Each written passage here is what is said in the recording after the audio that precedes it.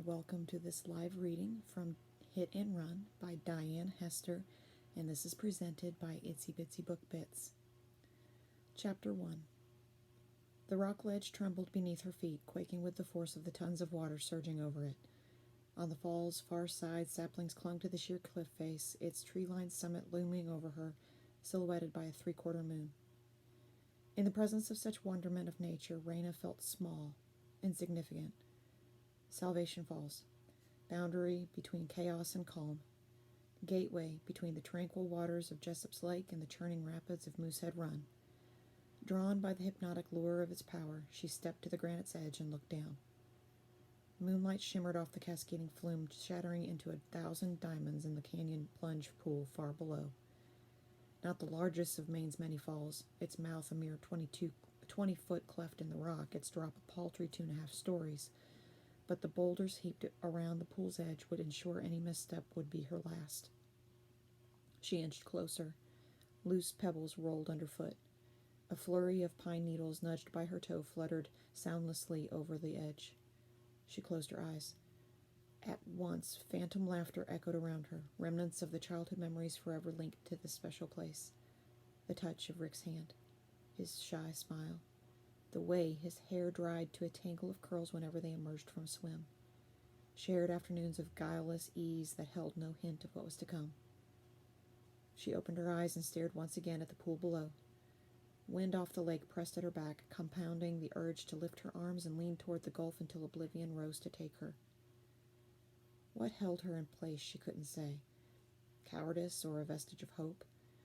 Whatever the reason, it seemed she wasn't ready to embrace the release held forth in that final step. With a last look at the beckoning drop-off, she started back the way she'd come, negotiating the moonlit edge with newfound caution. She followed the series of granite outcrops to the wooded track where she'd left her car, drove the quarter-mile back to the road, and turned for home. Her detour to the falls had been spur of the moment, a mistake she now realized, giving her a chance to contemplate the state of her life in far too remote and dangerous a setting. She should have gone straight home after the movie. In the dark, she groped along the console in search of a CD to jam in the player. She grabbed the first one her fingers lighted on and promptly dropped it. Leaning aside to feel where it went, she never saw the shadowy figure that darted from the woods, until it bounced off the side of her car. Chapter 2. On the dark wooded road, she screeched to a halt and sat clutching the wheel in a death grip. That sickening thud. That jolt of something hitting her fender, something big. A deer? Had to be. Oh God, what if she'd killed it? Worse, what if she'd only injured it? Raina looked in the rearview mirror and felt the air in her lungs turn to ice. Bathed in the bloody glow of her brake lights, the body lying in the road was human. Oh my God, where did... Her heart battered against her ribs. Seconds to grope for a rational thought, then she snatched up her bag. With trembling hands, she rifled through its contents, fumbled, dropped, recovered her phone. Light flooded the car's interior. She squinted as the passenger door swung open. A rush of cold air. A figure folded itself through the opening and collapsed on the seat. And a stranger sat there staring back at her. She caught but a snapshot of his face. Wild dark eyes, patrician nose, features twisted in a grimace of pain. Then the door swung shut, plunging them into darkness again. "Drive," he said. Shock and disbelief held her frozen. Tearing her gaze from the aberration, she checked the mirror. The body lying in the road was gone. "Are you crazy? You shouldn't be walking around. Wait till the ambulance gets here before—" "No ambulance." The man looked back. "Just drive, damn it." "What, to the hospital? I can't leave the scene of an accident. I have to report this. I have to call." Ripped from her hand, her phone went sailing out into the night. He turned from the window, the gun he clutched, aimed at her face. "I said drive." A mile down the road, her thoughts were in turmoil, her breath coming in short punches, the steering wheel greasy with sweat. A man with a gun, sitting in her car. A man peering back over his shoulder. "What's back there?" "Nothing." "Then why won't you let me call an ambulance?" In the feeble glow of the dashboard lights, she saw him wince, his jaw clenched tight. This is insane. You're obviously hurt. You need help. You could be bleeding internally, go into shock. At least let me take you.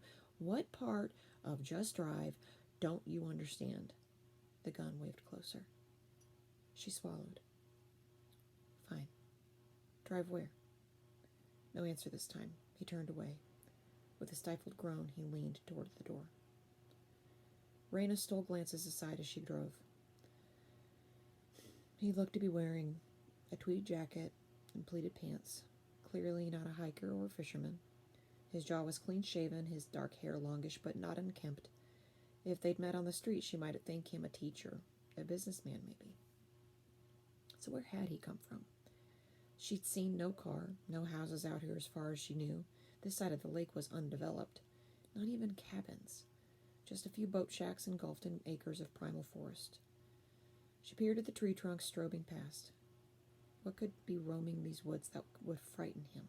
Force a grown man of 30, 35, hale and hearty, until she'd slammed into him, to run out onto the road without even looking. The gun, though hardly a hunter's weapon, would still protect him from scavenging bears, the odd coyote, a retting moose, unless... Oh God, those dilated pupils. Shock or delusion? Crack? Something harder? A drug-crazed madman had hijacked her car, an escaped lunatic, a wanted She yelped when something flopped in her lap. His hand. The gun still gripped lightly in his fingers. His body slumped against the seat. She held her breath, fighting not to panic at the feel of the dead weight across her leg. If she startled him now, if he jolted awake, he might squeeze the trigger and accidentally shoot her. She leaned forward to glimpse his face. His eyes were closed, out cold by the look, but no way to tell how deeply. If she moved, would he wake? Then again, if her shriek hadn't roused him. She straightened, twisting her grip on the steering wheel. This could be it, her one and only chance to get him to the hospital. Or pull the car over and get the hell out. Chapter 3. Gravel crushed beneath the tires. Raina eased the car to a stop on the shoulder and cut the engine. The man beside her still hadn't moved. Was he dead? No, in the silence she could hear him breathing. Beyond the window, darkness beckoned, the safety of the forest just a few feet away. A refuge she would never reach unless she could get his hand off her lap. With the tips of her fingers, she pinched a fold of his jacket sleeve, careful not to catch the flesh beneath, and slowly lifted his hand from her thigh. The gun slid to the floor with a clunk. She froze, his cuff still gripped in her fingers. Nothing. No movement, no fluttering eyelids, no change in breathing. She lowered his arm across his lap. When he didn't stir, she eased her hand back from the space between them, slid the keys from the ignition, and curled her fingers around the door handle. The light. She reached up and switched it off. Door open, she regarded the stranger one last time. Grab the gun, throw it away, and head for the hospital? Even without a weapon. If he woke and became enraged. The man beside her let out a groan. She launched to her feet and ran blindly into the forest. Pain. A razor slashing his side, prying a tortured groan from his throat. He reached for the source. Sticky wetness suffused his shirt. He raised the hand before his face, but could make out only its basic outline in the mire of the shadows filling the car. As he stared, his fingers in the blood that they were smeared with came into focus, awash in a strengthening glow of light. He straightened and turned in the seat. Headlights were coming up the road behind him. His heart leapt to a thready gallop, furnishing a burst of mental clarity. Beside him, the driver's seat was empty, the woman gone. He leaned to grope along the steering column, and she'd taken the keys. Another look back. His pursuers were still a half-mile off, but coming up fast. How far would he get on foot? Maybe, if he could staunch the bleeding. An open box sat on the car's rear seat. He pulled it toward him, felt inside, and came up with a handful of woolen hats. Stuffing the handful into his shirt, he clamped it to his side with his elbow and opened the door. He lifted his legs out, tried to stand. Blackness, not of the night, engulfed him. He dropped back, clenching his jaw till it passed. He squinted at the light rapidly turning night into day. He had his answer. He'd never outrun them. The best he could hope for was to keep them from finding the thing they were after. He pulled it from his pocket and shoved it beneath the seat. The moon stippled sallow light through the gaps in the forest canopy, enough that Raina could make out the trunks of trees, but not their lower clawing branches. Her face was stinging and raked with scratches before she'd gone a dozen yards. Still, she was safe. Even if the man revived, he'd never find her out here in the darkness. A flicker of light through the trees caught her eye. Out on the road, a car was approaching, coming from the same direction she had. It cleared the bend a short way back and began to lose speed. Holding her breath, she watched it slow and veer off to pull up behind her own. Someone thinking she'd broken down, stopping to help. The engine shut off. Car door slammed. Footsteps on gravel. She stood twisting the strap of her handbag. Go back? Call out to them? Reveal herself? They'd have a phone. She could get help.